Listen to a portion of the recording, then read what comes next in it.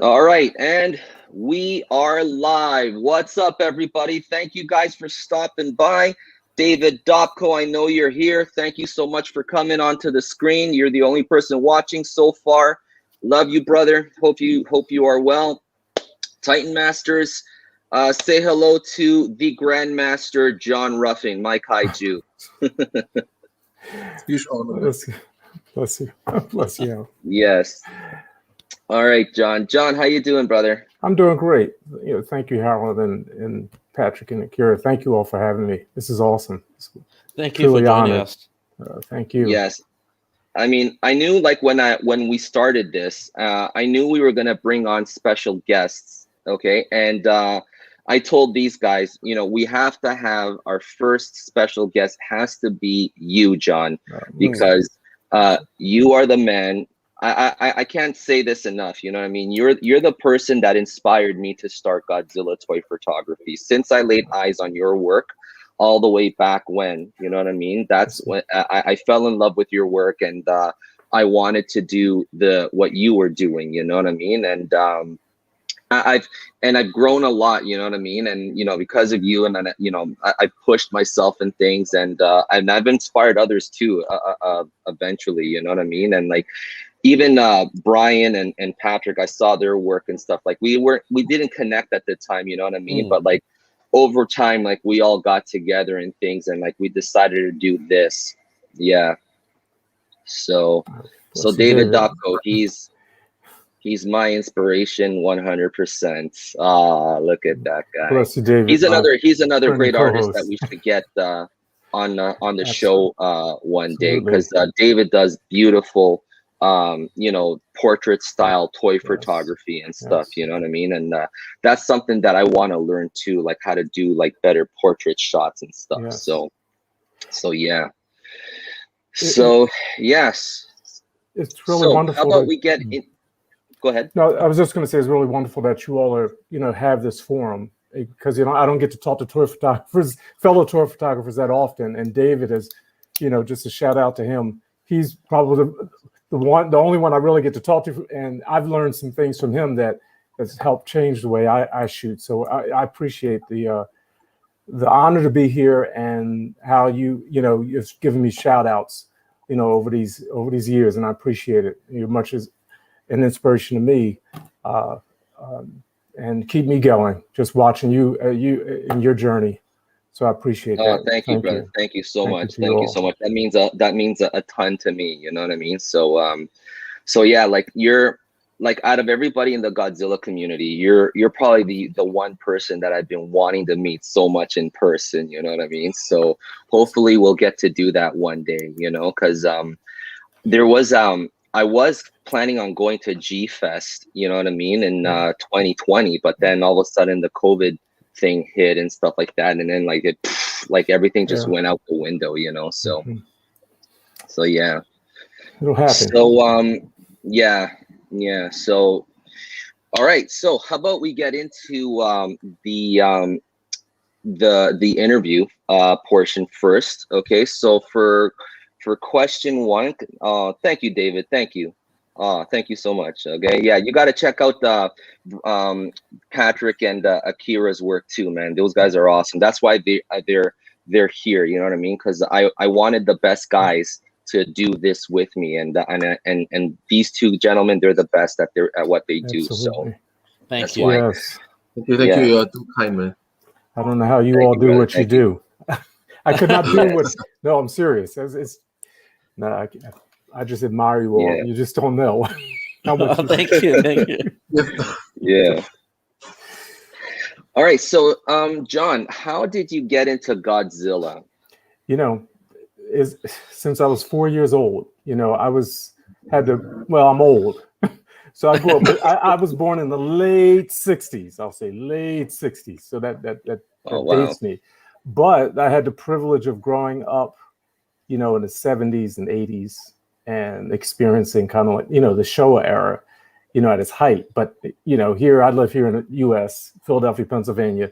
And I was lucky enough, and David, who can testify to this as well, growing up with wonderful television programs from Japan. We had every day of the week. You know, we had Ultraman, Speed Racer, Magma Taishieke, Space Giants, Astro Boy, Spider-Man. That was every day. And then on Saturday, it was all about Godzilla. You know, Oh, creature double feature. We got it. You know, it was spectacular. That was so. I have a drawing that my dad kept that I did of Godzilla when I was 4. Mhm. And Mhm. you know, it was this back then. It was plastic dinosaurs. You can get, you know, parents would get you that model kits, snap together model kits, and that for me was like, that's Godzilla until I got my first Godzilla figure. So that's when it started. And television, watching Japanese programming, Godzilla on the weekends, that was everything. You know, from through the 70s until it kind of slowed down. You know, in the 80s, that was then you know, that was the start. Man, you know what? Like that.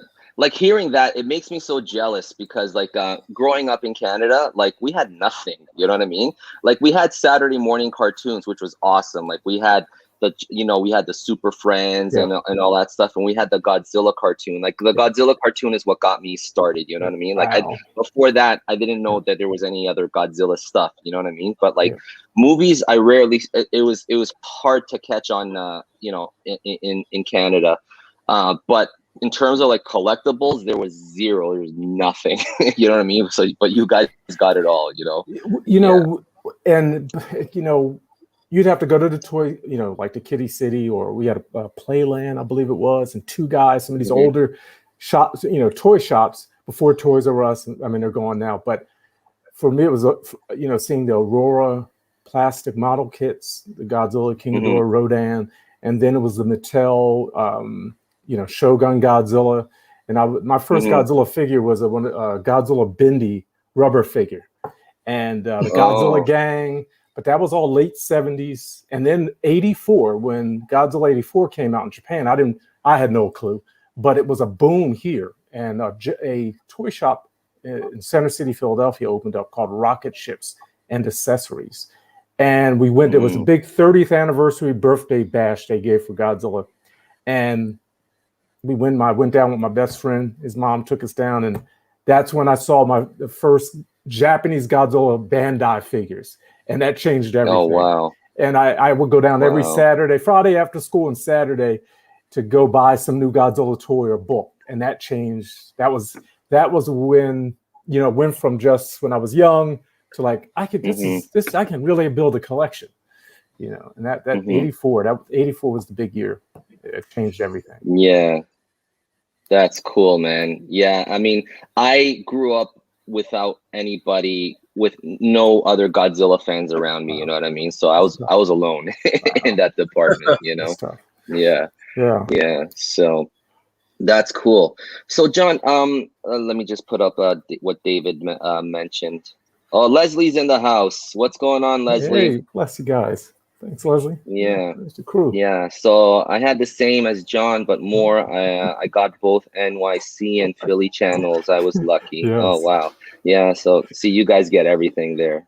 Oh, we were fortunate. This little trip, Philly, New Jersey, New York. You know, we're you know, I'm an hour and a half from New York, so you know, we get all those great broadcast signals. And back then, it was like a little renaissance. You know, with we had special programming. Wee Willie Weber Show was called. It was a daily children's show, and he'd get all the shows, Ultraman, one after the other. It was like 4 hours out of the day.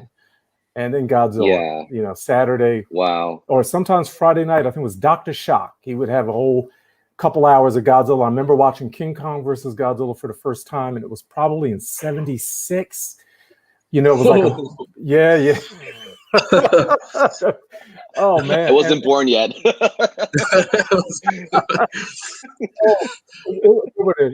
And Godzilla would occasionally be in the theater, and I remember we would look through our newspapers and TV guides to see what Godzilla movie was coming on the weekend. So we didn't have obviously there was no VCRs yet. VCRs. So I would get my tape cassette player, put it up to the TV, and record, you know, each movie I could, and going through the TV guides, and occasionally there'd be a Godzilla movie in the theater. And I remember seeing Godzilla versus the Cosmic Monster ad in our local newspaper. I was too young to go to the movies at that time, but I mean, back then you really didn't want to go to the movies unless it was Star Wars. Yeah. But Oh yeah. Yeah. So Leslie says, "What's up, fellas? Congratulations, Harold, to you and your co-host on the show. Keep up the good work.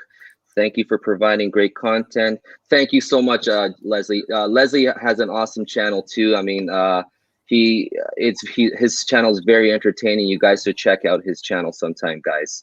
Leslie's Chamber Kaiju reviews. Alrighty. So thank you so much, Leslie. God bless, brother. I love you. Yeah. Leslie. Bless you. Yeah. So, John, so like when you're doing shots, like what camera are you using for your shots? Okay, so this is fascinating. I still consider myself an amateur photographer. I mean, if you ask me to break down the technical stuff, I can get some things right because I know what I like to shoot in. I started almost, let's see, in 2014. I was living in Nagoya, and I had just come back from Mandarake. Every Saturday I would make a trip to Osu Cannon Temple area. I would walk, and it was like walking through Godzilla, Mothra versus Godzilla. You know, one place all the way to the tower, and the Mandarake shop is right there in the temple area. And I had I have it with me since we were going to talk about it. This Canon EOS M, really simple. Nothing. My friend Matt, who's a photographer, IMU's photography, he helped me pick this out because I'm just a beginner. Now, I did start shooting shots way back in 2000, 2001, and I got a Nikon camera. It was 5 megapixels. But back then, I had no idea what I was doing. I just wanted to shoot stills in my collection, you know, with different color backdrops. And some of those photos I have on my Flickr account that go way back to that time. But it's, you know, I didn't think about it until I was in Nagoya, and I came back and I had my laptop open. I was going to watch Godzilla 1954, and I had gotten a little Godzilla figure, Sakai figure from where he's doing the shape pose. So I put it in front of my laptop, and I said, "Oh man, what is this? Is let me." And I had like a space background, and I pulled out my camera, which I really wasn't thinking toy photography is, and that's kind of when it started. And I was using this for the last up till December of last year, and this has been let's see, I don't even know, the 18 megapixels. I mean, it served me well, but I always wanted a full frame camera. I mean, this is like starter. I mean, you know, I could still use this and run with it. So I still don't have the money where I can go and get a Sony Alpha 7 or whatever, A7, and, you know, 3 or something, and wish for a 4. I mean, I'll wait till, you know, I can get one, you know, get a body for like $1,000 or something, an Alpha 3 or something.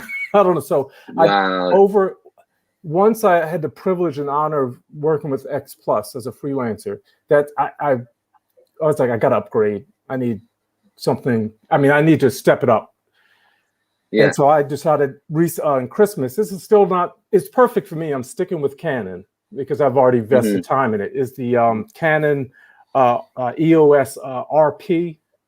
And I got a lens for it that the glass is where it's at. The body's great. And it's exponentially improved what I'm getting. Yeah. Exponentially. And it's changed the way I'm shooting. I haven't even gone where I want to go with it, but it's really changed. Yeah, it's changed everything. Wow, that's fascinating, man. That's really cool. I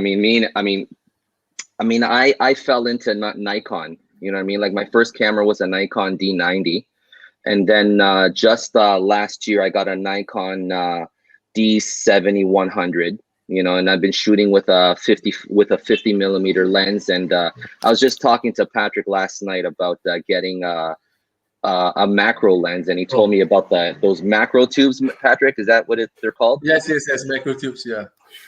Yeah, cool. Yeah. So, but I think Akira, he shoots with a Sony, right?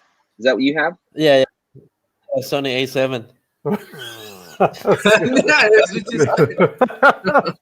Yeah, that's out of my budget. well, the thing is, it was a handout like from my brother because he was upgrading. I said, "Oh, you want my camera?" I said, "Yeah, give it here, man."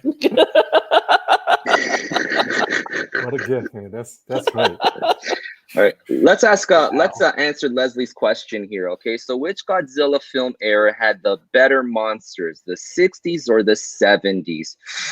That's so tough, man. That's such a tough question to answer because, like, you know, the 70s had Mechagodzilla, you know what I mean? And in my opinion, Mechagodzilla is the deadliest foe Godzilla has ever faced, you know what I mean? And while Ghidorah is, you know, he's a classic, you know what I mean? I don't know where they stand on like who's more popular, Ghidorah or Mechagodzilla, you know what I mean? But I think after this movie, Godzilla versus Kong, Mechagodzilla will be solidified more in people's heads, you know what I mean? But to give credit to Ghidorah, I mean, Ghidorah is just beautiful looking, you know what I mean? Like he's big, he's got these 3 heads and stuff like that. I mean, it's such a tough question to answer, but like, you know, like when I was first exposed to Godzilla, I mean, I was just watching the 60s Godzillas, you know what I mean? So my first one was Godzilla, King Kong versus Godzilla, and then after that, my second movie was Godzilla versus Megalon, you know what I mean? And so I think like this, I don't know, they go hand in hand, you know what I mean? So like, I mean, the 60s and the 70s are the Showa era, you know what I mean? So like, I think a better question, I think it would be more to like, which era had the better monsters, the Showa era, the Heisei era, or the Millennium era? And for me, the Showa era had just the better, the more colorful monsters. I really like the monsters from that era. Yeah. So I hope that answers your question, Leslie. Yeah. So David is asking, hey, Akira, where can we see your work?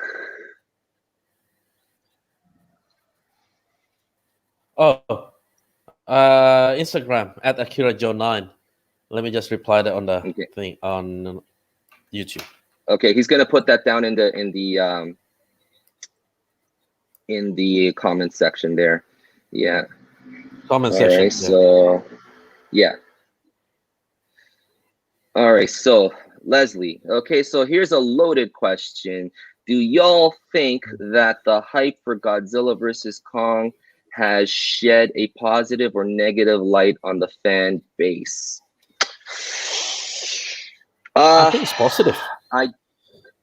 I think it's positive. I mean, from what I've seen, everything, like anyone who's watched this movie so far, it's been positive. Like the negatives that have come out from this movie, they're not fans. You know what I mean? They're just movie critics that are looking for specific things about movies. I mean, like they want Academy Award winning level acting and stuff like that. You're not getting it. That's not what you're paying your ticket for this movie. You know what I mean? So you're paying for the slugfest. You're paying for the visuals and you're paying for the action. You know what I mean? And it's an adventure. It's a sci-fi adventure. That's what you're getting. You know what I mean? So forget about logic. That's out the window in this one. Like from 2014 to this movie, it's vastly different. Like the whole mood of it has all changed. You know what I mean? Like 2014 was like Godzilla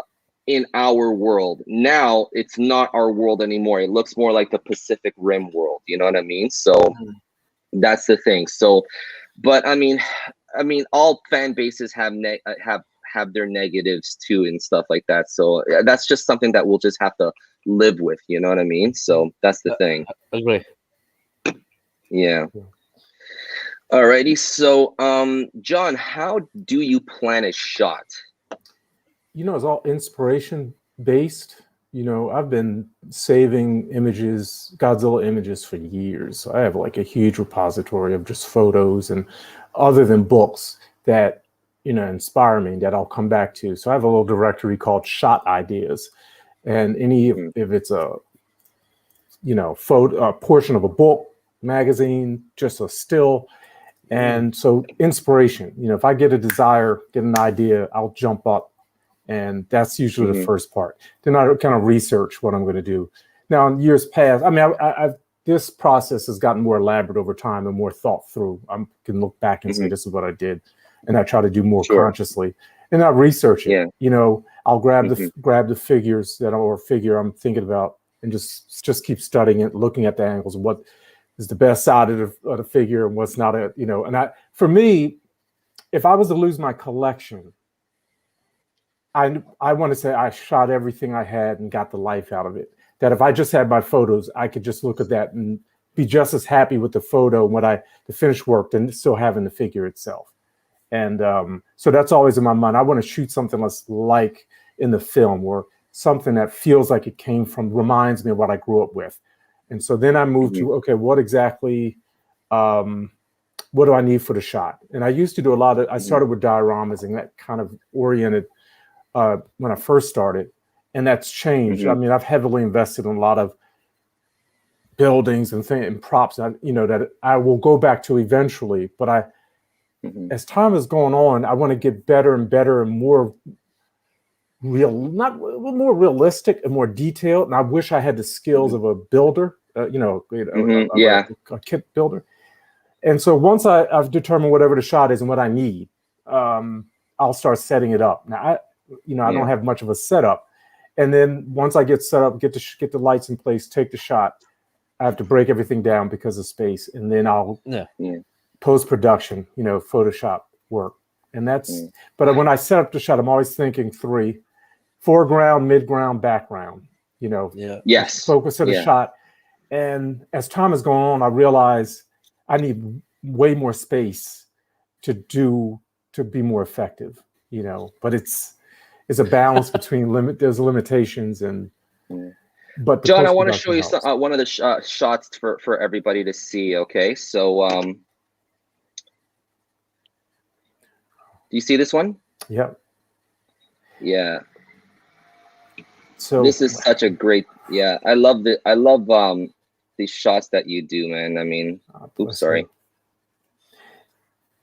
These, this is every year, I think about what I want to do and I always want to improve, and I want to do something fresh and more challenging. And so once I got the new camera, and I didn't really I felt like I'm going to see more imperfections because the camera's better. I can get more closer. It's a full frame. It's going to be more trouble, but also more exciting. So this year I'm focusing full body.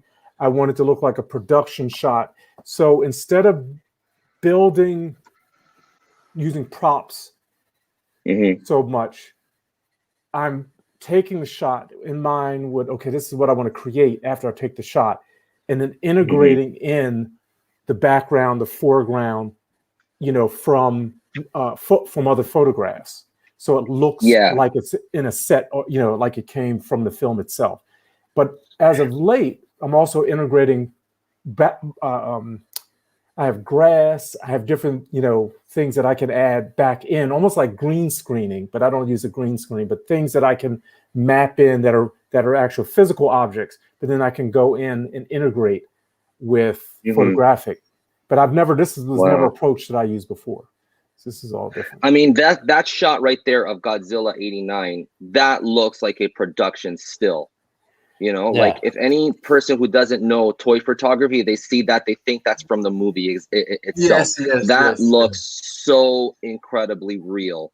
Like even the rain particles, like even like where his feet are and things. I mean, it looks awesome, man. I mean, let me ask you, those rain particles that's not real, is it? That's all not real. That's photoshopped in. It's just a layer that has a certain blending mode. That was the last thing I put in. The ground, the mountain behind, the sky are all separate and come from other. I did this in December, I believe it was, or early January. And this was really the test to see if I could stretch myself to do. I never wanted to do shots like this. I always wanted it to be miniatures, But I'm thinking, how do they make films now? Like with Mandalorian, they had a new volume, what they call it, volume. With the round dome. Like that round dome. That thing's amazing. Because at one time, that looks incredible. I used to use a TV and use the background. Your setups are just amazing. I used to do that, but I never could balance the TV I would get too much detail from the TV. I never could get a good balance. So I just went to a gray, white background, sometimes a black background, and that's it.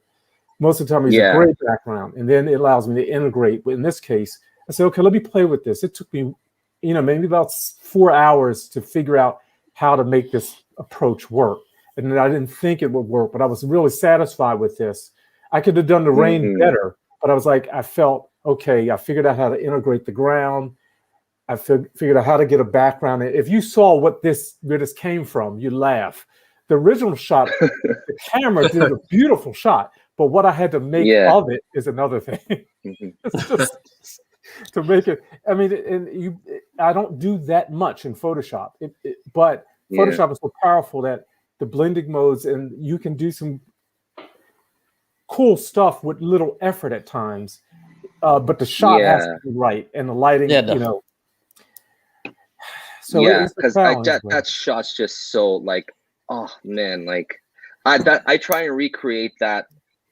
It's tough to do, you know what I mean? I try and recreate that, practically, you know what I mean? Because like in my mind, like I want to do everything that Toho did, you know what I mean? But like in a miniature scaled down fashion, you know what I mean? So I try to use everything real and things. And like in terms of like the TV screen you were mentioning, that took me quite some time to get used to, you know what I mean? So the balancing act, now I know what exactly to do, you know what I mean? So I mean, I use TVs. I use a TV screen. Akira, I think you use a TV screen too, right? Yep, I use TV as a background. Yeah, took me about like 3 months to get used to it. Wow.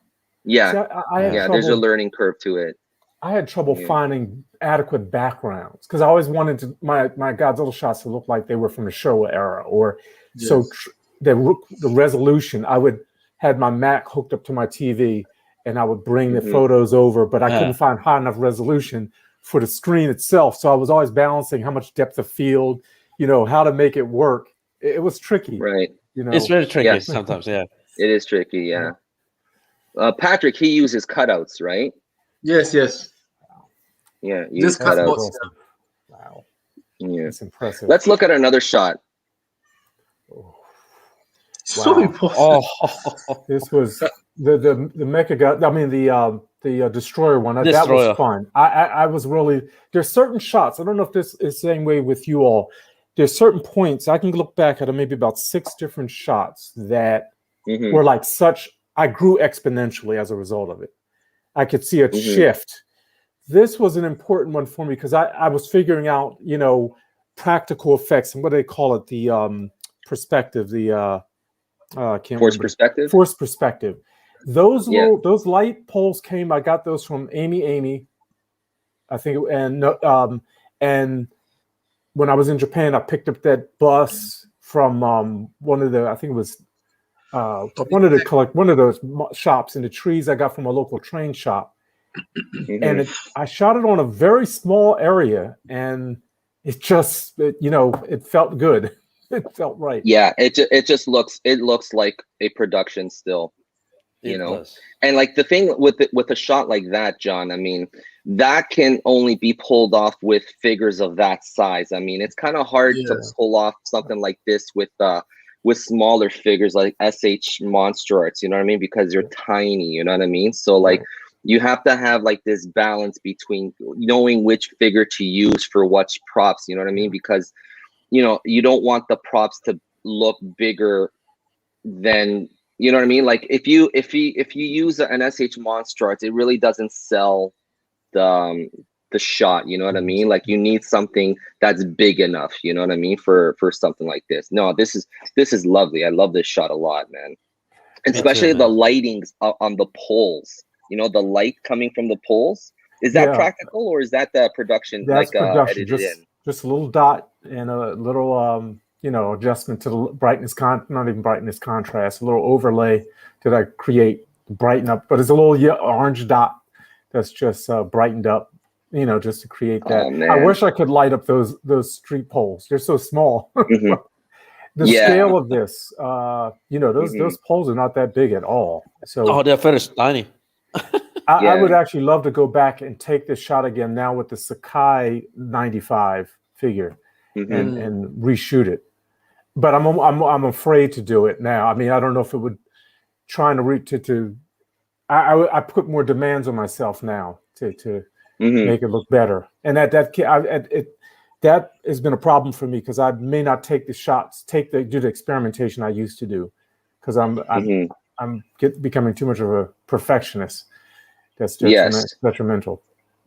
Yeah, that for me too. I think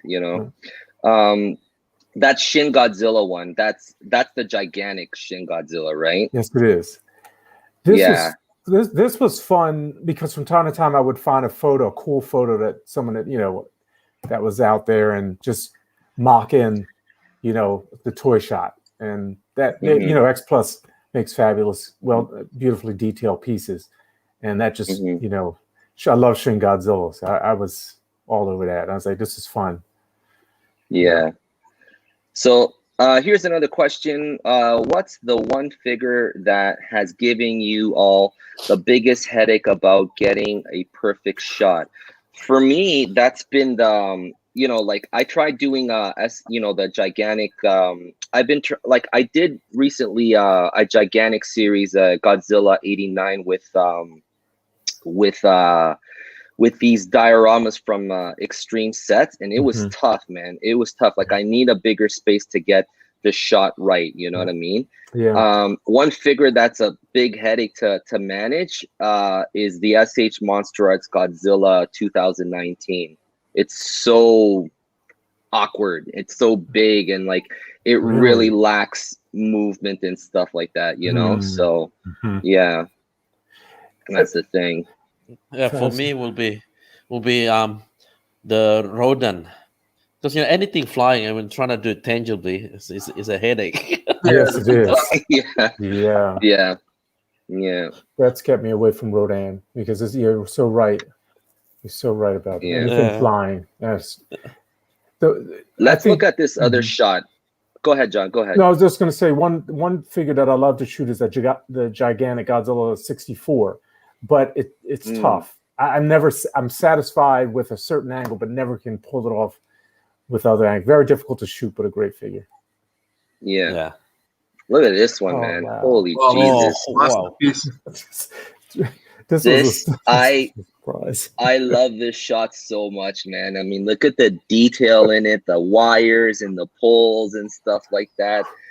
Man, I've been wanting to do a shot like this. Yeah. This was I was inspired just to try to recreate that shot where Shin Godzilla's evolving, and I actually went to that location in Japan. Wow. Finding it was part of the adventure, but great, I didn't perfectly represent it here, but I had enough pieces. I have a great toy shop called Nicholas Train Shop. Been here in the Philly area for decades, and they have wonderful, buildings and accessories. So I can go up there and raid them, and they know what some of the things that I shoot. And then many of the buildings here I got from them, from their shop, and I actually shot this on a small dinner cart, wooden, just enough, and sat it up against my wall. And the funny thing is, that yellow kind of hue is from my wall color. Whoa. And I actually have a picture of the layout. And if you look at it from top down, you would laugh because you were like, "What in the world is this?" But the angle, I just got lucky on the angle. Yeah, and that street is just a you get for your train. If you send it with a train, you can buy pre-made roads. Right. That's all that is. And to hold the poles down, I use use it for the windows, caulking. Like use for the windows when it's cold, you get whatever you have to caulk it up. Because they never like to stick, but I stick them down in that. And I in Photoshop in a couple instances, I know, and on this one I just cropped so you didn't see it on the foreground poles, but it worked out. And the only thing I really did in Photoshop was tweak the color and add the smoke. Everything and the power lines, everything else. And I could have done the power lines better than this. In hindsight. The background, is that your wall? The background, or that's my wall. That's my wall. Yeah, And what I did But it to looks like a add sky.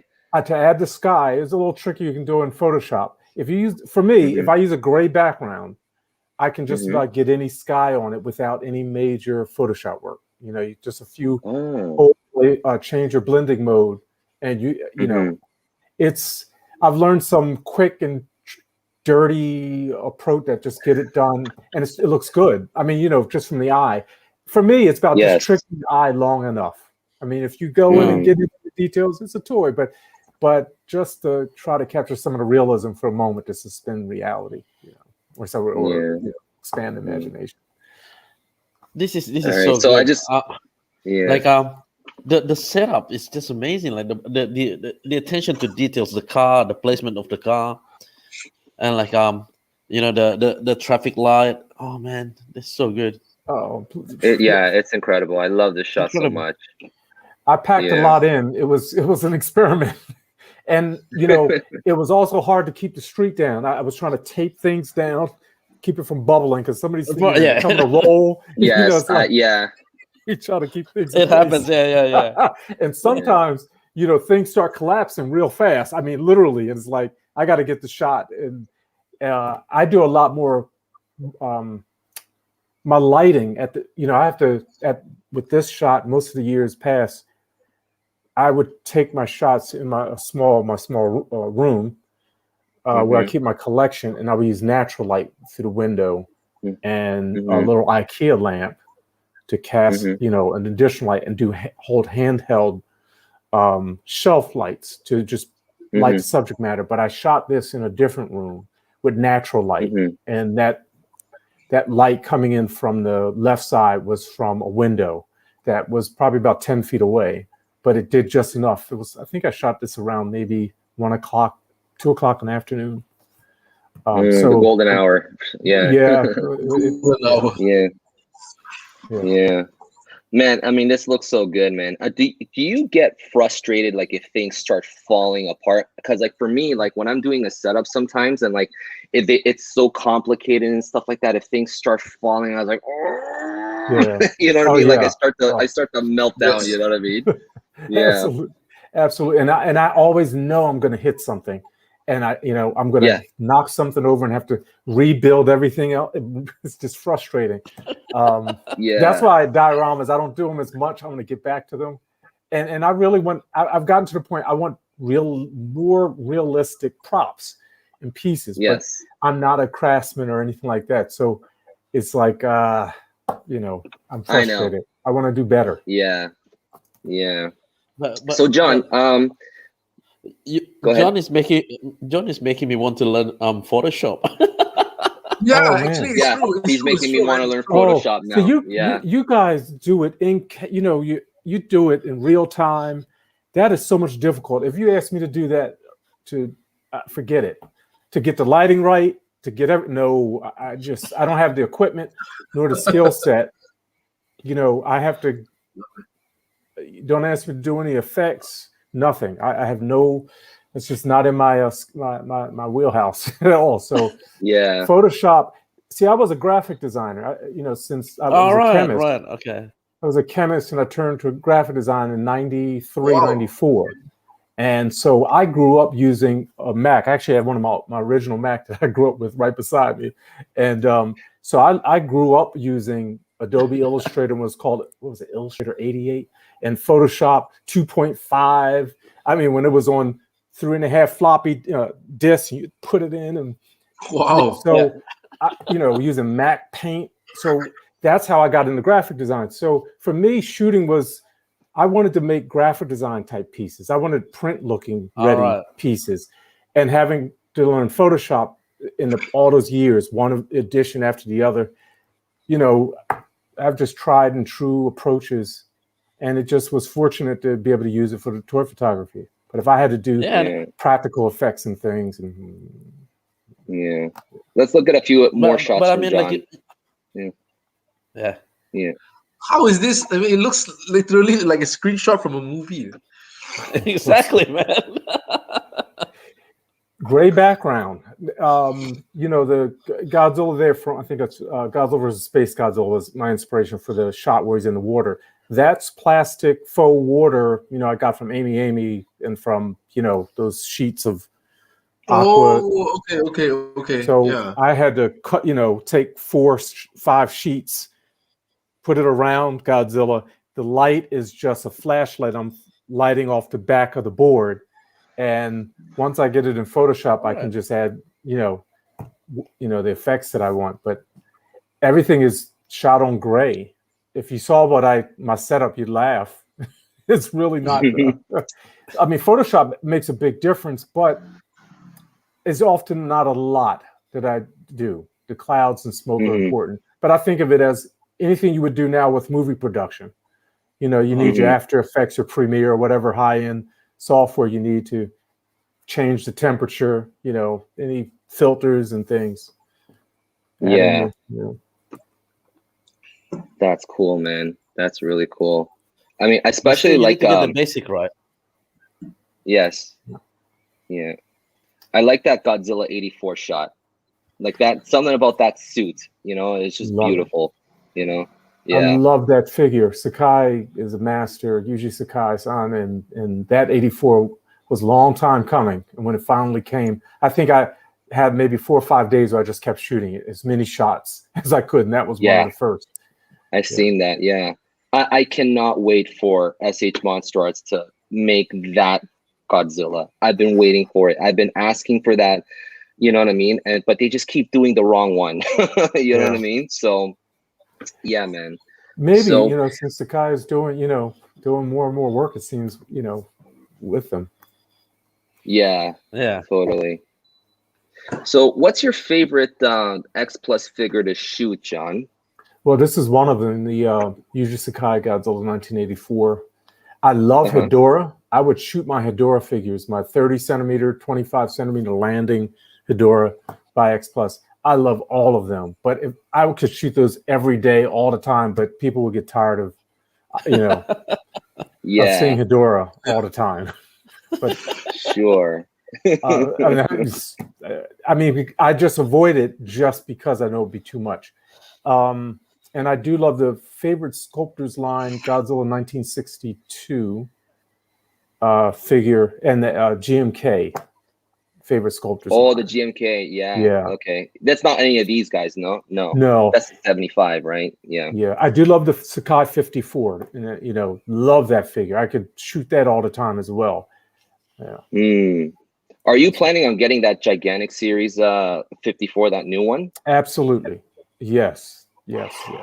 I'm on the fence whether I'm going to get it or not. Like, I didn't know, because I knew that there was a release of a gigantic 54. You know what I mean? Mm-hmm. And I was like, oh man, I missed out on it. But then, like, when I was watching Collect All Monsters and you guys were talking about it, I had no idea that there was like imperfections to that and people were not happy. I was like, what? How can you not be happy with that thing? Look at that thing. That looks incredible. But apparently there was things that were unhappy. People were unhappy about. Yeah. But this looks to be better in every sense of the word. Is that right? Yeah, I think so. I do love that gigantic 54. I have it. It's just a look when you turn it on certain angles, it's a little thinned out. I think the prototype was perfect, but but it's accurate in so many ways. Other than that, but the new one I think has that. It feels more filled out, and I think I think it'll make up for some of the lack that the other one had. Yeah, the pre-order hasn't opened for that one yet, has it? Not yet. I need to save up because I don't know what the Rick edition will be, and that's the one I want to get. Yeah, the Rick edition. Like they are making I think it's later this year. They're coming out with Godzilla 54, but colorized. I'm really interested in seeing that. You know what I mean? Yeah. So I'm wondering if like the Rick will be a colorized version. You know what I mean? Possible. So yeah. Because like even for the SH Monster Arts, they the 54 figure, it's beautiful. It's like it's so perfect. You know what I mean? For a 6-inch figure, like people will say, oh, the NECA one is better. I don't see how the NECA one is better. It looks more cartoony. Right. Agreed. But it's a good figure. But like that figure is just captured beautifully. But they haven't re-released. Like SH Monster Arts likes re-releasing figures a lot, you know what I mean? But they Mhm. haven't. That 54 is one of those figures that haven't been re-released yet, you know what I mean? So I'm wondering if they have something in store for that, you know what I mean? So Yeah. I'm curious to see if there's going to be like a colorized version or something. Who knows, you know? Yeah, that would be great. You know, I would love to see them make some small miniature buildings from the film, like the Wacko Tower building and the Diet building. It would be great, you know, if they make props or in scale with them to go along with them. Exactly, yeah, because like there isn't actually a company out there that does make specifically for our figures, you know what I mean? So like we've had to turn, like, because of the lack of those props available to us, you know what I mean? Independent people have come out and started making their own little businesses and stuff like that out of it, you know what I mean? Like iPop Designs, he is by far the best guy to go to for you know, buildings. I mean, I use his buildings in my shots, and like Beautiful.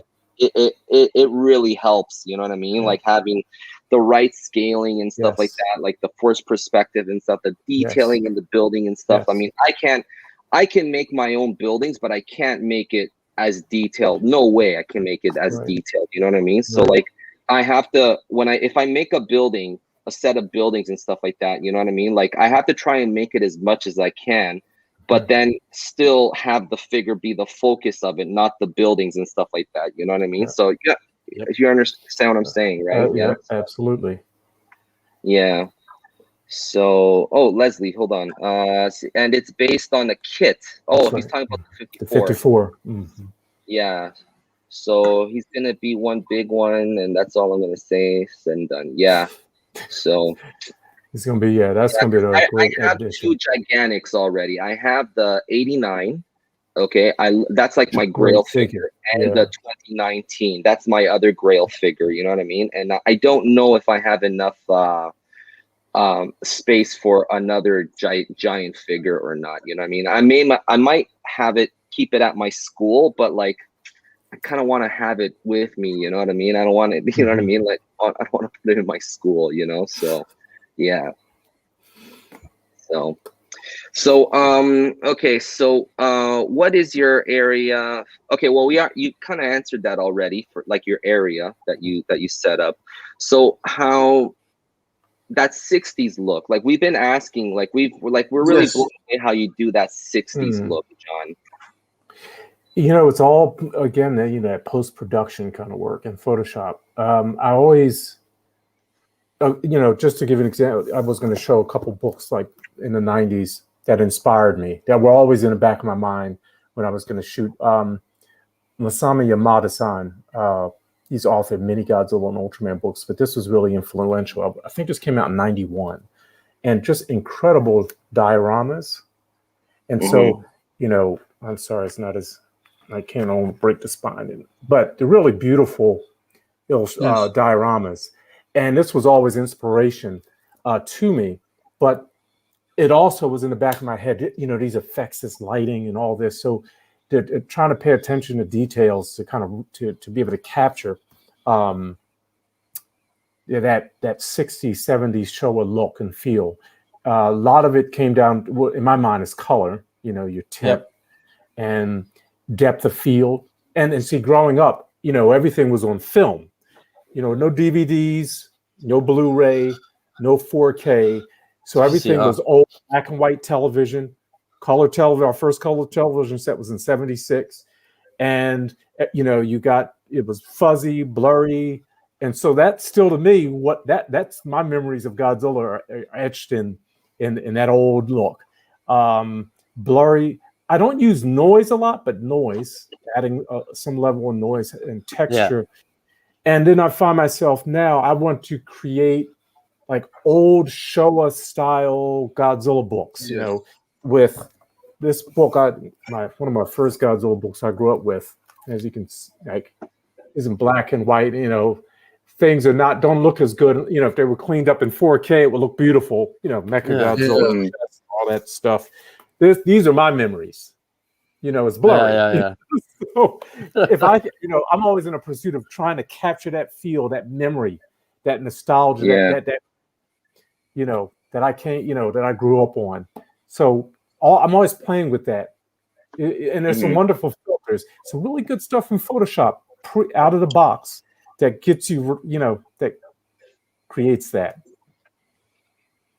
And Cool, you can look at one still from King Kong versus Godzilla one day, and there'll be another one, and the the temperatures are completely different. Completely different, yeah.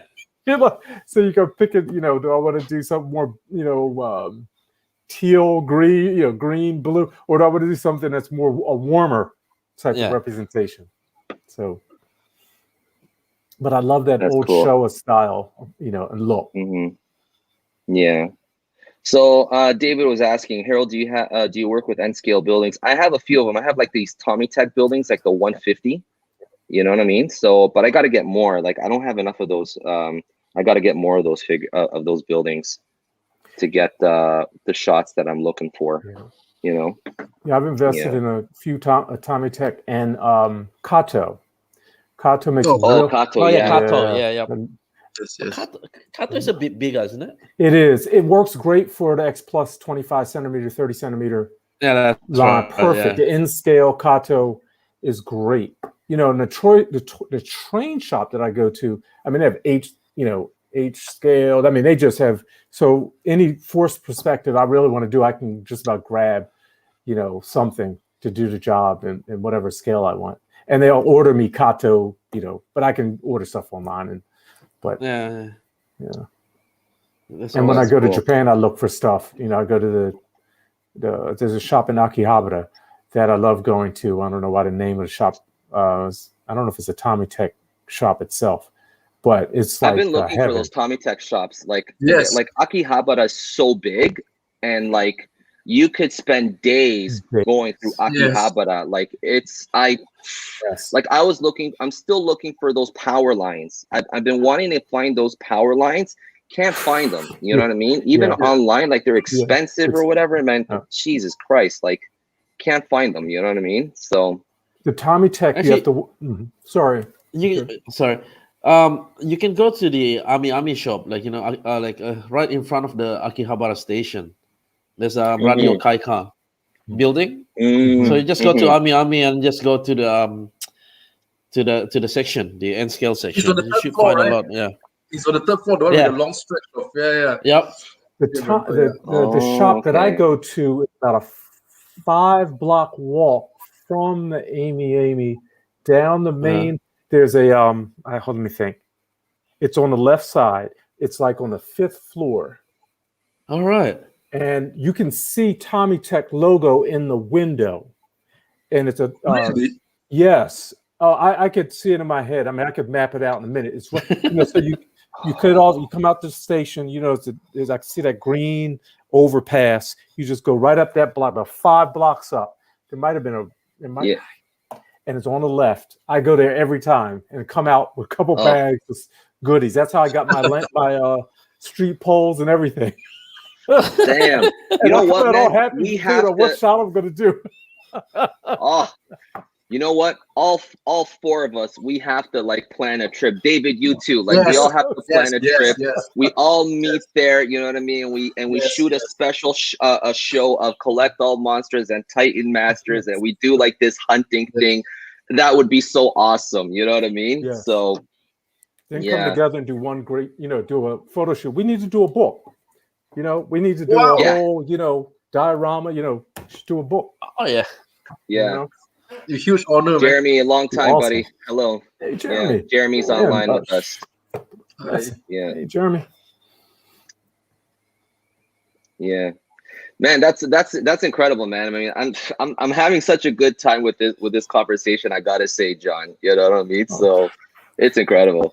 Yeah. Oh man. So what opportunities have opened up for you since you started this toy photography journey? Wow, it's been amazing. And, Jeremy, just gave us a shout out. My opportunity with X Plus is because of his persistence and friendship and, brotherhood. And that has been, I would have never dreamt of it. I mean, you dream of opportunities, but of your toy photography finding its place, somewhere or someone appreciating it. I mean, I do it for myself, really, to just sure. enjoy the process and the creativity. There's been I've just been GFan. You know, a number of years ago, I got to do the cover for issue 111. And I think it was the first time they did, that JD did the toy photography on the cover. I don't know if they've done it ever since then, but that was a great honor. And just X Plus, that's really been the height of my opportunities. I mean, I'm a graphic designer. That's what I do during the day. I'm a creative director for an international organization. So for me, I'm doing creative throughout the day, but when it's time to put that down, my creative expression has been the toy photography, Godzilla toy photography in particular.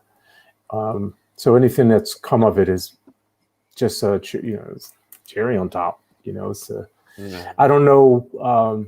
I've been asked to do some shots, some graphics, but X Plus for sure has been the height. Has been a great honor and privilege. And I'm like, I want to just get better. Man. Yeah. Wow. Jeremy and I put our heads together. I don't want to answer a question that you haven't asked me yet, but it's I'm thinking about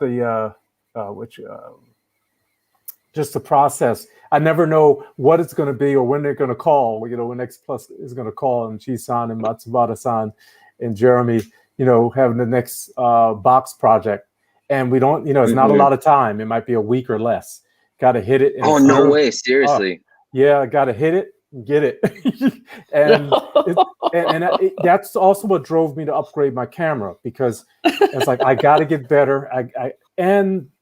Resolution is everything. These boxes are sizable, Yes. And you don't think about that when it's just a hobby. And being a graphic designer, I love photographers, and they make my life easy. And so resolution is everything. And it's also that's why I've kind of changed the way I shoot this year and what I'm shooting, because I have to think format. I've got to think it's got to fit. You don't have that much space to make an impact. I'm not going to get to do a diorama with great detail in the background. I've got to be able to do that in post-production, because I got to get a higher resolution, close up, got to get the lighting right. And I have to do a lot more compositing with the lighting. With these, I was using handheld light with one kind of fill, and highlight. Yeah. But now I have a little bit better lighting I got from Amazon that I'm really happy with. And that's what the shots you showed earlier. That's that new lighting I'm using, and I can control the color temperature better. And I'm like, now I know when I get an opportunity to do another shot, new box art. Yeah. I know it's more like a scientist and less like an artist. I'm, the science first, and then be artistic within the specific, narrow, defined format. It's needed. So Mason, brother Mason. Oh man, do you guys do any of you guys have camera recommendations for kaiju photographers on a budget? My phone works great, but I can't zoom in without losing a ton of quality. Oh, yes.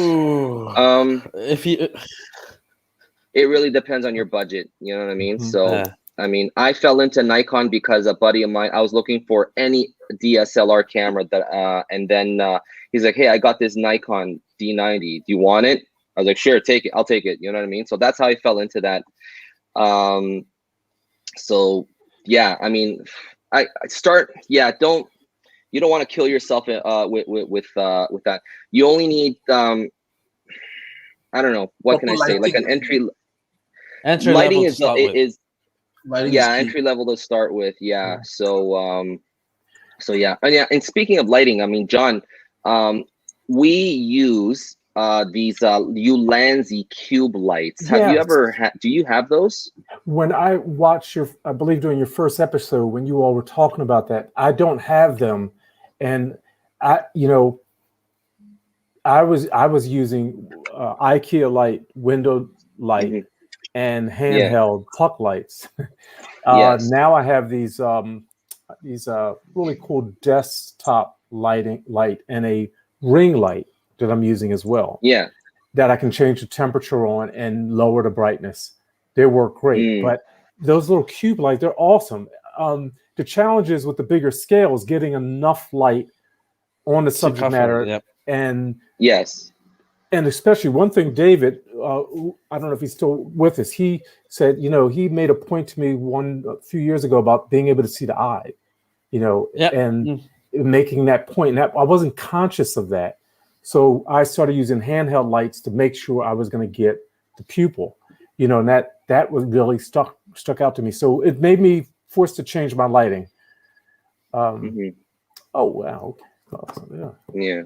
So I'm a Freemason. Okay. Jeremy's a Freemason. So he's asking if Akira is also a Freemason. It should be.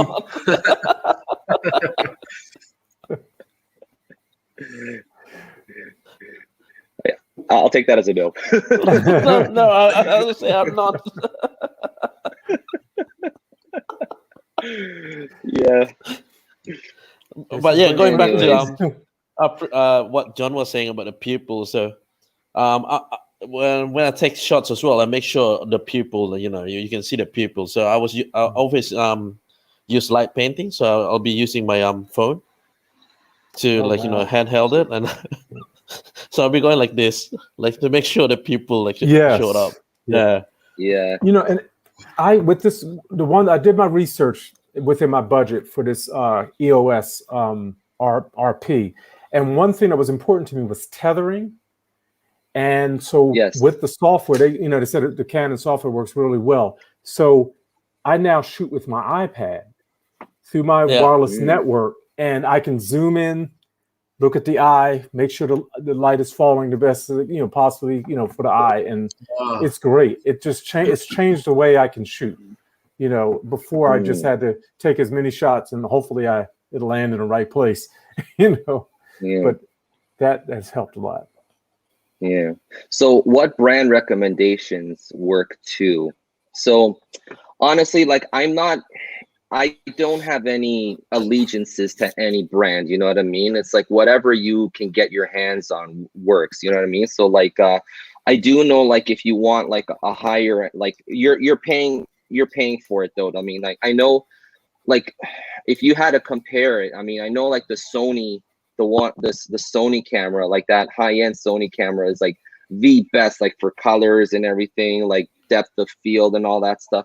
You know what I mean? But I mean, I'm using a Nikon. I mean, I would love to upgrade to a Sony because if I want that extra oomph in my photos and stuff like that, but you kind of really don't need it. You know what I mean? So you gotta make that decision for yourself, you know what I mean? So whatever you can get your hands on. I'm using a Nikon and it's worked wonders for me. So you know what I mean? So whatever, you know what I mean? So in terms of brand, could I what I found helpful? Well, I started with this was $3.99, but it was a kit. So it came with a prime lens and this second lens, and that was good enough for me to start with. And what I stuck with Canon, also once you start buying great glass and great lenses, you kind of want to, you make a commitment, and you don't want to. You don't want to switch. Exactly, that's the thing too. If I get as soon as I get that, if I do end up getting that macro lens for my Nikon, I mean I have to stick to Nikon because if I go to Sony, it won't work. You know what I mean? I need to buy a whole bunch of crap for that too. You know what I mean? Yeah. So but thanks to Patrick, he recommended me those macro tubes. I'm gonna look into that. Yeah. Awesome. So that's the thing. Alrighty. So we are at we're past an hour, but I'm having a lot of fun, guys. Yeah. So John, what's your Grail figure? What's your Grail? It's my Kyoto Shin Godzilla. That was the that big one. Yeah, it took me 2 years to track it down. We missed pass in 2016 in Japan when Shin Godzilla came out, but I got to go to Wonderfest and I saw the prototypes, that they had there, and I saw the ad from Kyoto for the Shin Godzilla, and I missed it. the first go round. But when they came back a year later, with, I was like, I gotta have this. I want that perfect representation of Shin Godzilla. And I have a personal connection with Shin Godzilla. I was living in Japan, in Karuizawa, about 2-hour drive outside of Tokyo, on 2011, and lived through, the whole earthquake, tsunami, Fukushima. It was 150 miles from Fukushima. And a year later, we went to Sendai to help volunteers and people that had been displaced. So there was a personal connection to Shin Godzilla. So when I saw it 5 years later, that night, it was a very emotional, because it was like reliving, the scenes are just say, tsunami, nuclear meltdown. It's really. It was very so. So I really wanted that Kyoto. That's my holy grail. That was. That's such a beautiful figure. Like my buddy, he's got that Kyoto figure, and I took a shot with that Kyoto figure, and it wasn't easy. Like with the setup that I have, like you definitely need a lot of room. You know what I mean? Yeah. But it's beautiful. It's huge. It's like the size of an X Plus gigantic and things. But it's just that tail. I mean, Jesus Christ. You know what I mean?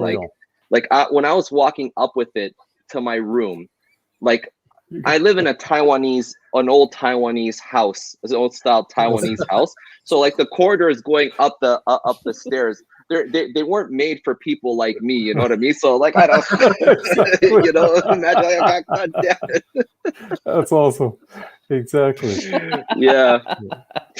Now I do have a traditional, photographer kind of like studio in the poles where you can put the backdrop. So when I shoot the Coyote, I pull that out and have a gray off backgrounds, because that's the tough thing about shooting the bigger figures is background, the scale, size of background. I use gray foam core, but sometimes the edges, so in Photoshop, I may have to fill in the side, just to make it what it's missing. Or just put like a building there just to cover the edge of the TV. I've had to do that, you know what I mean? So but that's why I have so much problem. But speaking of Shin Godzilla figures, did you see that gigantic 90 centimeter Godzilla figure? It's unreal. And I guess it's real, but it's unreal, surreal. I would love to have it, but I just didn't feel good.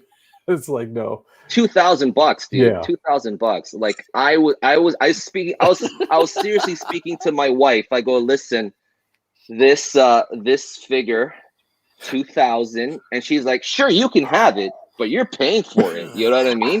But here's the question: where are you gonna put that figure? And that's the important thing. Like in my room right now upstairs, I do not have it. I do not have the space. Yeah.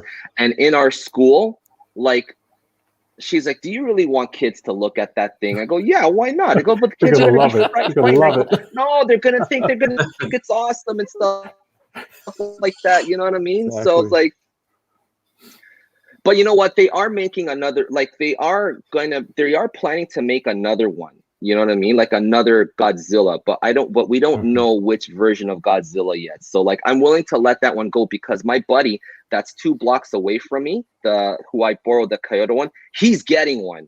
He's getting that figure. Awesome. So I'm going to be doing a shot with that figure. You know what I mean? I guarantee you I will. You know Let me know when you do. I got to see this. Yeah, so I'll do an unboxing and stuff like that. And so I cannot wait to have that figure. Like the other big Godzilla figure I've seen in my lifetime, like close hand, is that Kyoto, that big 89 Kyoto where he's like this. Isn't that he's got that $4,000? one too in his it's ginormous. He's got that figure too, you know what I mean? So like I want to do a shot like that, but like how do I bring that thing to my house? I can't. Like I can't walk up the steps with that thing, you know what I mean? It's just too big. Like it's, you know what I mean? So like damn. It's like a child. I mean, that thing's serious. Look at this guy. He's like, oh, you lucky asshole. Holy shit.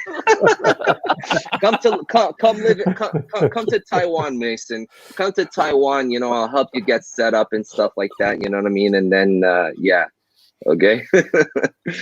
Yeah. But yeah, man, man, lots of good stuff coming, man. Like in terms of figures. Yeah.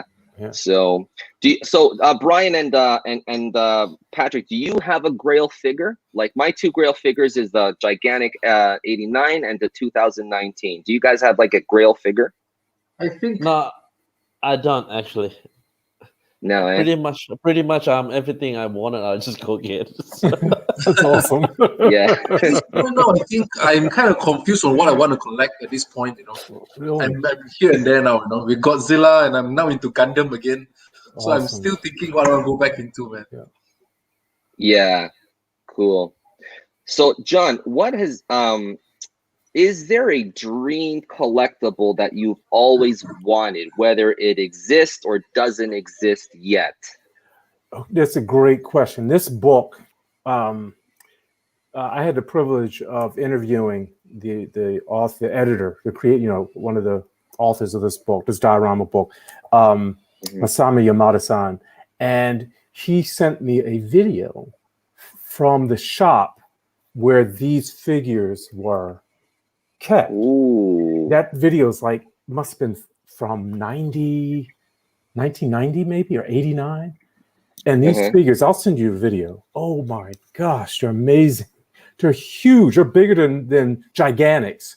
And Really? If I just had, there's a Ghidorah you see up on the top shelf. They got a Rodan, Hedorah. They look like they came off the set. They're miniature, but they're beautiful. They're custom. I mean, but if I would love a Godzilla kit that was articulated, but was made of foam, kind of, so you could just bend them and close them, open the mouth and twist the body. I just wanted Godzilla's 1974 representation. If X Plus gives a giant 74, I will, and get it, just try to get it perfect.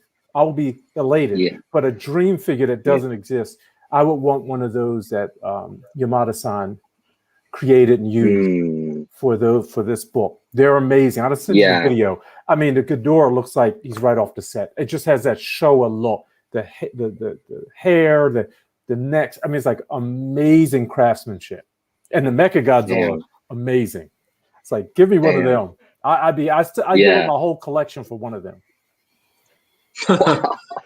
Yeah, they're just beautiful, and it's like straight out of the Showa era. It's like, this is like a real prop. It just looks beautiful. So that's my dream. Damn. What about you, Patrick? Any collectibles, existing or non-existent? I'm shifting that question to you guys. I don't know, man. I mean, at this point now, there's so many things I wish for, and then there's so many things that I had that I yet to get yet. So I don't know. Still looking. But there's one figure I definitely want, looking forward to, will be the Super 7 Godzilla collection. That is one thing that I really, really need to get my hands on those, man. Yeah. Yeah. What about you, Brian?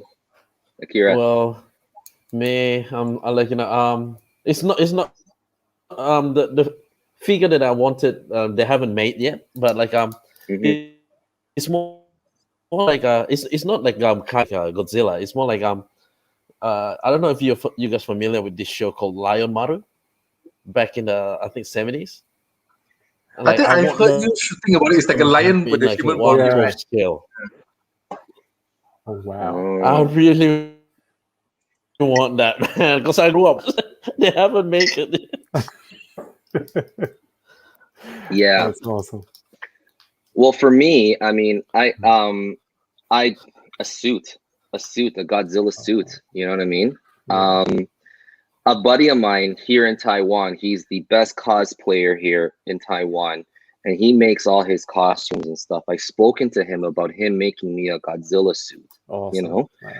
And you're gonna turn up as a Godzilla. I'll be the imposter Godzilla. And once I do this, you know what I mean? Like I'm stuck in between whether I want an 89 looking suit or a 2019 looking suit. I just can't decide which one, you know what I mean? So like my wife says, oh, you should do the 89 suit because that's the classic, you know what I mean? I mean those Godzillas were suits. I mean the legendary Godzilla is not a suit. He's a CG character and stuff like that. You know what I mean? I'm like, oh, God, I don't know, man. You should get the Hanna-Barbera Godzilla, man. Isn't it your favorite one? I mean, yeah. Yeah. So, Ben Piper, he has a question. So, do you think Fincy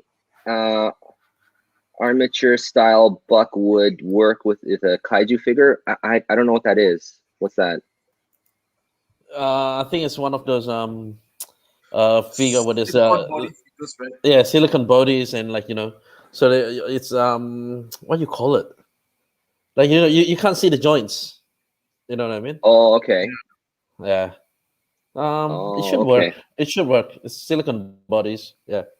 With Yeah. like steel frames. Yeah, it should work. Mhm. If someone can do it. Yeah. Yeah, actually, it makes sense. Now that you mentioned it, it makes sense. Yeah, it will be interesting to see the fats and the body will bend Yeah. like real It'll be rubber. very Yeah. interesting. Jointless. Yeah. Yeah. Seamless. Sorry. Yeah. So it's like it's seamless. Oh, I This is see. awesome. Okay. Yeah. Doing this for the first time. So, final question for you, John. What future projects do you have coming up the pipeline? If you can let us know. I wish I don't. Well, with X Plus, I don't know until they have a need, and Right. it comes in. It's and I'm always grateful, but I'm always surprised. It's been an honor Yes. to work with Jeremy, with Ji-san, and Matsubara-san, and especially with Yuji Sakai, because I've been privileged to do box art for his model kits as of late. And but no, personal projects. I was thinking about doing something tonight, but nothing of significance that I know of. Hopefully there'll be something coming. I think about what X Plus is doing, and I'm like, oh, I would love to do a box, for that. Yeah. But the challenge is, if it's with X Plus, they have their prototypes and all that. They can't ship that to me. I'm not there, so I'm using often what I have out of my collection to shoot. Oh. Yeah. The Mechagodzilla, they sent that to me, that first box that I did with Mechagodzilla. But everything else, the Godzilla 91, Jeremy and I were talking about that, like, oh, do we have it? And I was like, yeah, I have it, but I was confusing it with my 89, and I had to use that. But it's exactly the same as the model kit. So, that coordination. Cool. Now with COVID, it's put a little wrench in everything. I think it slowed things down a bit. Sure. You were doing my Kaiju magazine. You did issue 1 and issue 2. I mean, I had the honor of being in issue 2. Thank you so much for that. I should have brought those magazines. They're upstairs. I keep one near me. So there you go. I actually am working on another one. I just have to. Yes. The first one took me a month. The second one took me 2 months because it was much thicker. You spread. There I am. Yeah. And, there I am. Thank you so much, man. That meant so much to me, man. Oh man, it was my pleasure. Let me see. Beautiful. Yeah. Getting in there. Yeah. So I definitely plan a third one. I wish I could find a more economic way. It's expensive because it's print on demand, and I don't have a budget I won't print 1,000 to have them sitting in boxes or something like that. I can't. That's not cost effective. But and I love to do a PDF version, but you kind of lose control over it. But I am working on another. And what really was a challenge is when I realized the name wasn't protected, and so it was recommended to me I should protect the name. So I went through a process to get trademarked, registered the name, my Kaiju. So now, because I realized anybody could just take it because it was my Kaiju. So anyone could say that. Yeah. So not to say I'm taking a name, but if I did the magazine again, I didn't want to lose the name. Sure. Bless you, Cool. Leslie. All right, Leslie. Thank you so much for jumping on with us, brother. Leslie. Thank you. God bless. Love you. Yeah. But that is the next project. I'd like to get a 3rd edition definitely before the fall. And I'm going to, it'll probably be another 100. Thank you, David. Thank you, David. Thank you so much, brother. Bless you guys. Yeah. So that'll be the next one coming. It'll be another. I mean, I have my article. I have the type of content I'd like to do, but I was also, concerned about, permission too. But I do want to focus more on the community and toy photography. So let us know if there's any way that we can assist you with that. You know what I mean? So awesome. We can make you an honorary Titan master starting now. I'll be coming because I love to feature your work. Certainly, that's I'm always like, who will be willing to participate? But that way, I'll send some emails. I'll send some messages. All right, buddy. Thank you. Yeah. Thank you. Cool. So let's jump ahead. So let's talk about just briefly this that's coming out for you guys, Godzilla versus Kong. Okay, I already saw this movie this past Wednesday in Taiwan. If you're a Godzilla fan, you're gonna be happy. If you're a Kong fan, you're gonna be happy. Okay, this movie is off the hook. Okay, so John, what do you want to see out of this movie? My biggest concern, I didn't want Godzilla to be disrespected, but well represented. And when I found out, Mechagodzilla somehow was going to be in the film, I didn't want to see either Kong. I didn't want to see Kong beat Godzilla. I just have issues with that. But just I never liked to watch the show a classic because there was always a rumor there were two endings. There weren't two endings, but in this case, I really just wanted to see them come together and fight Mechagodzilla. So I'm really looking forward to seeing Mechagodzilla and what that becomes or what that works out to be. And I want a great visual. I want a good fight. I'm older now, so I'm into the, I want deep, something philosophical, something like 54 Shin Godzilla, but I know that's not what this is. So I'm looking for a good fight. I want to see Godzilla ultimately come out on top along with Kong against Mechagodzilla in some way. That's my plan. Yeah. What about you, Akira? Yeah, pretty much the same as John. Like as soon as I knew Mechagodzilla was gonna come out, I'm thinking, they gotta join forces together and they're gonna beat the crap out of Mechagodzilla. Yeah, everyone's happy.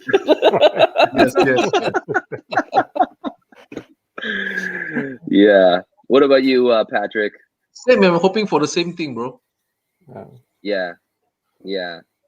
I don't know. I can't wait to go see this movie again. You know what I mean?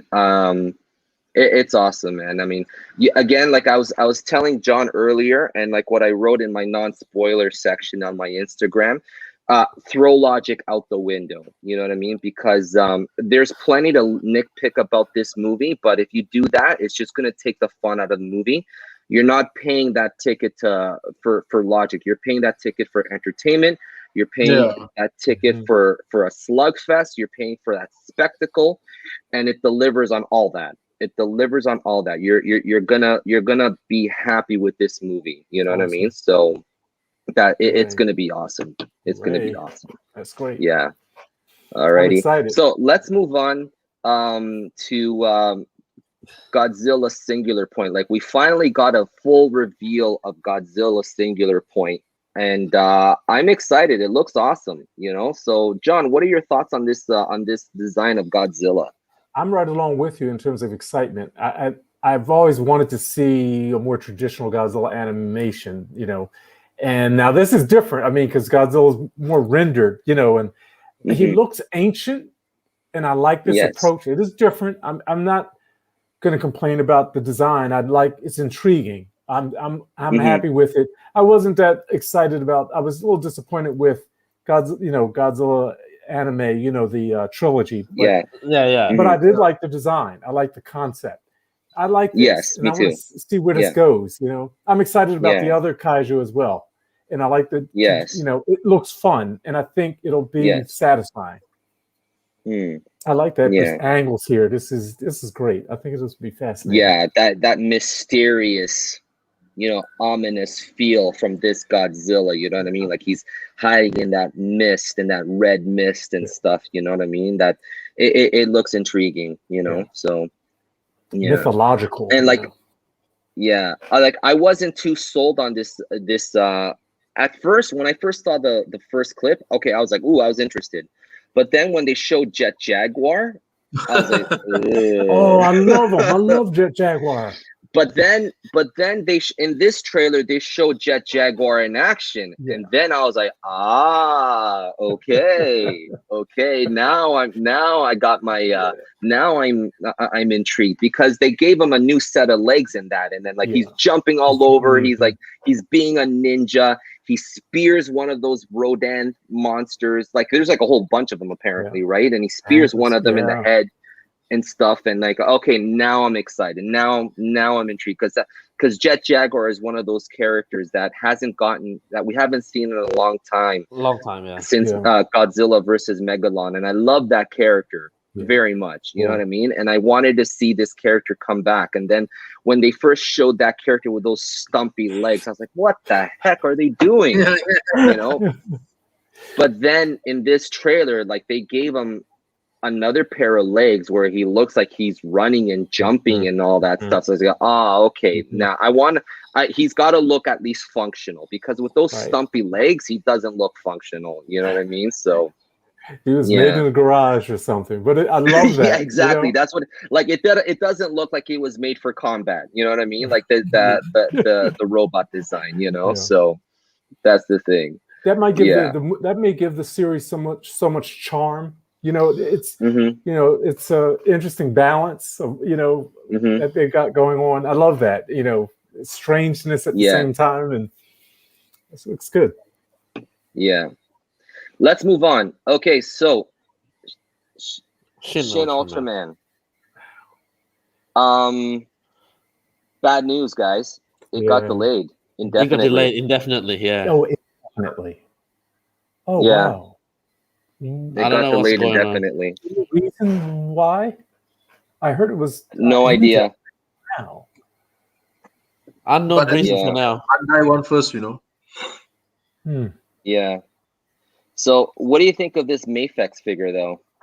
I personally don't like it. I prefer the SH figure arts. Yeah. Agreed. And like we never know what we're gonna get with Mafex, you know, the quality issue. Exactly. Yeah. So yeah, and the color is a little bit darker in comparison to the figure arts one. So I don't know. Yes. We'll have to see when the real one comes up. 3 out of 5. I'm definitely skipping this one. Also. Yeah. Yeah, I'm definitely skipping this one. I'm sticking with the SHF version. Yeah. Yeah. So let's move on to other. Holy crap! Look at this one, man. The Mondo. Look at this. I mean, the standard one 350, the special edition one 375, 18 inches tall. I would love to have this figure, but I can't justify having another giant 89, John. You know, like I want the special edition one, but it just doesn't ship overseas. It only ships in the States, because I want that breath effect. Yeah, right. That can be used in other ways. Yes. I like it, but I agree. I don't need another 89. I don't have the room for it. And, but it's nicely done. I love the Super X 2. Or is that the 3? Yeah, the 2 down there. Actually, I love that. I love the base. I love it's great. Like the Biolante Tentacle, but I'm not going to pre-order it or anything. I'll wait and see. No, you're not getting it, eh?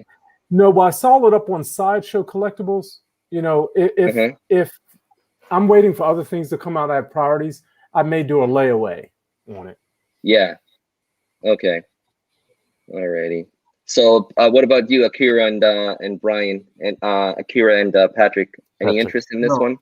I don't collect statues, so I'm prefer articulated ones. I gotta skip it. Yeah. But I will get one statue at least. You know, I will someday, man. Okay. Alrighty. Okay. So, how about this one then? Yes. Definitely. Yeah. Yeah. I'm getting this guy. I'm definitely getting this guy. So, I mean, I've been wanting the 89 version that has more articulation, because that first figure, I mean, even though it's big and beautiful, it's just, it feels so fragile, and you can barely do anything with that with it. But apparently, like, the reports are that the engineering for this figure has improved, you know what I mean, in terms of the articulation on the neck, and then on the waist, and hopefully on the tail too, because like the tail, it was just so stiff, you know. So It still looks yeah, stiff to me. it does still look stiff, you know what I mean? But yeah, and it's gonna be on the smaller end. It's gonna fit in with your SH Monster Arts Biolante. So if this is about like 6.2 inches, the original one was like 8 inches. You know what I mean? Yeah. So that's a significant difference. You know, so yeah. So everybody's getting it, yeah.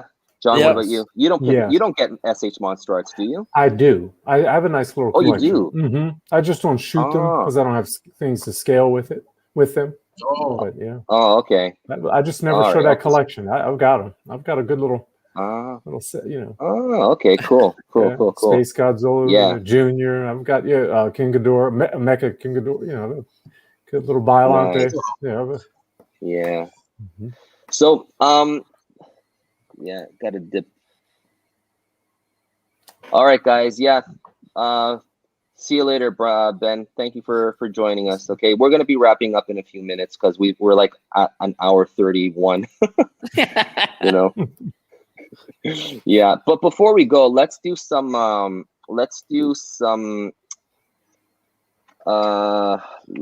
on a second. Let me show the community. Let's do some shout outs to the community. Yeah. Yeah. So this one is yours, John. Shout out to you, sir. This is beautiful. Beautiful work. Yeah. Flossies, and I just got both figures just barely a week ago. So Flossies and Awesome Collector came through. And, so got to do something for the film. You know. Yes. It was fun. Cool. So then let's move on. This is Mason. Shout out to Mason. Mason. This is a beautiful shot. Beautiful composite. Yes. Yeah, I love that robot, man. The Obsidian Fury. He looks so badass. Yeah, it's fierce. Yeah. Alrighty. So then shout out to Alan. Yeah, that's a really nice shot. Yeah. Gorgeous. Yeah. Mazinga. Beautiful shot here. Yeah, Mazinger getting his ass handed to him by Godzilla. Yeah. Alrighty. And then here is beautiful Isaiah. Kaiju Poo. Kaiju Poo. Yeah. One of my favorite new artists. You know, he's come a long way. You know what I mean? Like he's improved very, very fast, very quickly. You know, so yeah, proud of this kid. Awesome. Yeah. So really good. All right, and then Gigantor. This one. Yeah. This one's nice. That's very cool. Yeah, this one's good. Shout out to Kaiju Haiku. Kaiju Haiku. How do you say it? Kaiju Haiku. Yeah, shout out, sir. Yes. Alrighty, and this is mine. Shout out to Harold. Shout out to me. Yes, indeed. I like this one. Shout out to a photography boy. I mean, he's come a long way too, man. I mean, like I love how he's been using practicals mixed in with Photoshop effect. This is really nice. Yeah, this is nice. So shout out to him. It's beautiful.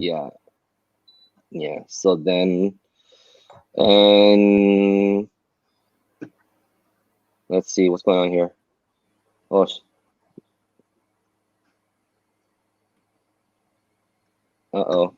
Maybe I'm having some technical issues. Jeez, look at that. It's beautiful. Let me try one more. Beautiful work. Yeah. Wow. Okay, so gorgeous. Panoramic from Mexico. Shout out to you. I like this one actually. Beautiful. Yeah. Wow. Yeah, he builds his own props. You know what I mean? Beautiful and he does such an amazing job. Like I gotta sit down and start doing my own props just like his. I mean, I love this. I like all these little details and stuff like that. This is really great. Yeah, so shout out to him. Yeah. Alrighty, and where's another one that I wanted to show? Shout out to this guy, whoever he is. Oh, shout out to Patrick. Oh, it's beautiful. This is beautiful. Yeah. Thanks, man. Little foreground and the depth of field. Yeah, and this is color. still not working. Okay, let's see. Let's try another photo. Wow. This one. This one's nice. I like this one. Yeah. Wasowski, yeah. So shout out to him. Alrighty. It's another one here. Yeah, so we got a lot of good shots, you know what I mean? So yeah. Beautiful. So I want to show you my gigantic here, John. This is great. Oh my gosh. This one. Yeah. Wow. I'd love to see how you set this up.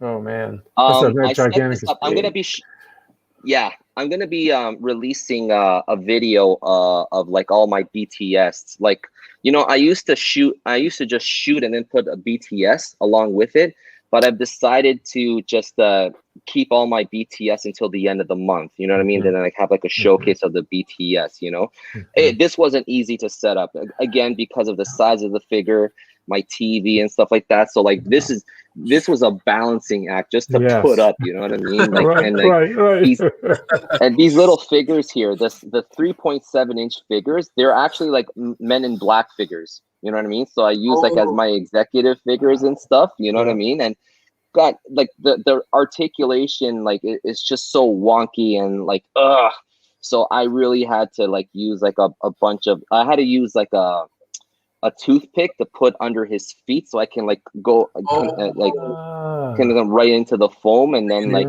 but he kept falling over still, you know, because I want him to lean back looking like, oh my god, you know what I mean? But like so it was like one of those things. Yeah. And the detail that you got on Godzilla, I mean, that's really impressive. Yeah. Wow. Yeah, so a gigantic shot. Yeah, so that's basically it. Let's see if I can do this one. Still can't. Wanted to show Nonzilla's shot. For some reason. For some reason, yeah. Yeah, but everybody is doing pretty good so far. Really, really awesome work.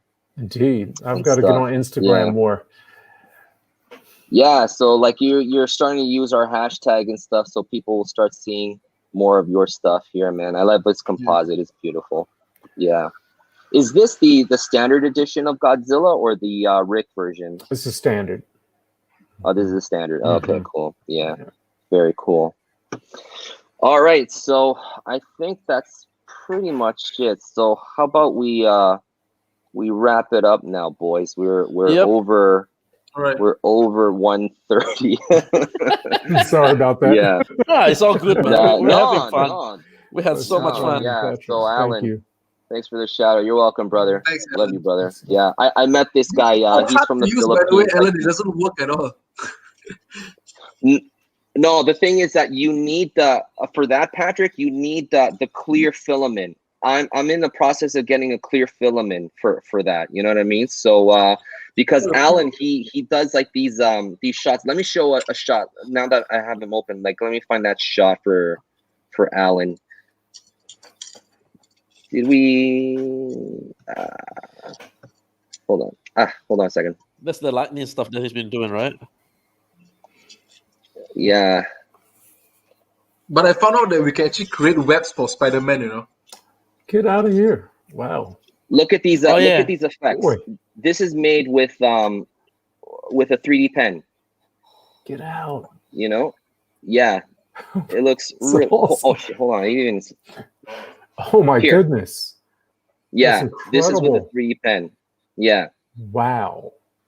Yeah, so I'm not giving up on 3D pen just yet. You know what I mean? I just need more practice with it, but I need a clear filament. I don't have the clear filament to pull this off, because that's what Alan is using. He's using the clear filament because with the clear filament, I mean, you could color it the way you want and stuff. That the light can pass through it and stuff and make it look like it's bright. So Patrick, you need the clear filament. Yes. I'm actually getting that soon. Impressive. I tried creating smoke effects with it, but it's so hard, man. The what? Wow. Yeah, look at that. Oh, that's wow. I've Yeah. got to see that 3D pen in action. That's awesome. Wow. Yes. Yeah. Alan, can you tell us how long it took you to make this this effect? How long did it take you with your 3D pen? Can you write in the comments how long it took you to make that 3D pen if you're still here?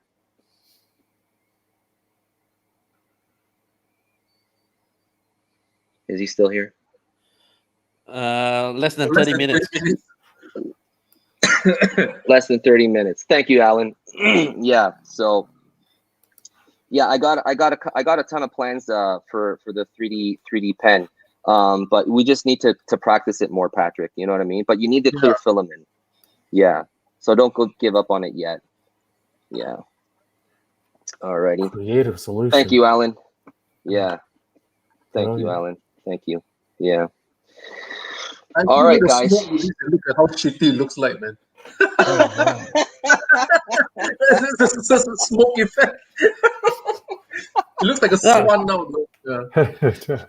That's because you it's meant to be you use one of those hot glue instead of that for the but it's trying out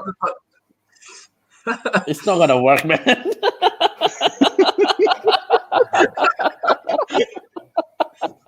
Wow, that's pretty dope. Wow. Yeah, buddy. Yeah. All right, so let's wrap it up right here. So, boys, stay on until I'm gonna end the broadcast, but stay on because I'd like to chat with you guys a little bit more after. Sure thing. All right.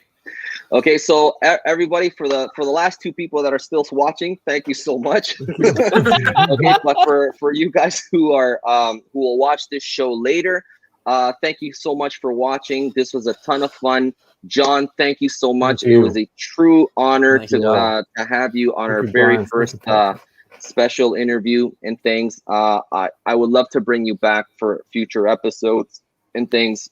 Be honored. And we're gonna work on bringing other guests from the community for future episodes to come on with us. All right, guys. So, guys, thank you so much for your questions and stuff. Follow our hashtags. So let me just show you. Let me go back to that. Hold on a second. CM Toy Pics. Hold on. Yes. All right, so there you go, guys. Okay, so continue using our hashtag TM Toy Pics. So if you guys are looking for any feedback on any of your shots and stuff, use our other one, Ask Titan Masters. All right, guys. So really, no one's been using that, to be honest. You know what I mean? But we keep it there just in case. So yeah. Don't worry, we're not gonna roast you or anything. Yeah, we're not gonna roast you guys. Don't worry, okay? So yeah, I mean, we were there too. You know what I mean? We all started off, as newbies, as novices and stuff. So yeah, alrighty. All right, guys. So I think that's it for now. So we will do another episode next month. Okay, so guys, go out and watch Godzilla versus Kong. We may do a special episode just to review the film. So we're giving enough time for everybody to watch this movie. Maybe in 2 weeks' time. What do you guys think? 2 weeks' time? Sounds Patrick? good to me. Yeah? Yeah? John, would you like to join us for that? Sure. That'd be well, great. it'd be nice to do it, yeah. Yeah, it'd be nice too. It would be nice. Yeah. So maybe like in 2 weeks' time, and then we'll plan it out, and then we'll do a whole, a review of the film. We'll do first non-spoilers, then spoilers, or just get right into it because people will have seen it just right there. You know what I mean? Yeah, I think 2 weeks. So 2 weeks should be enough. You know what I mean? 2 weeks should be enough time. Yeah. I mean, it comes out on HBO on 31st, so it should be enough. Yeah, it comes out next Wednesday. Yeah. So next Wednesday, everyone should have seen it. God. Yeah, everyone should have seen it by then. Yeah. All right, guys. Thank you guys so much for watching, guys. Okay, so guys, wherever you are in the world, thank you so much. Thank you for watching. All right, guys, and we'll catch you guys in the next one. Okay. Fantastic. Thanks, guys. All right. Thank See you. you, John. Bye, John. God bless. Okay. Thank you, guys. All right. Okay. So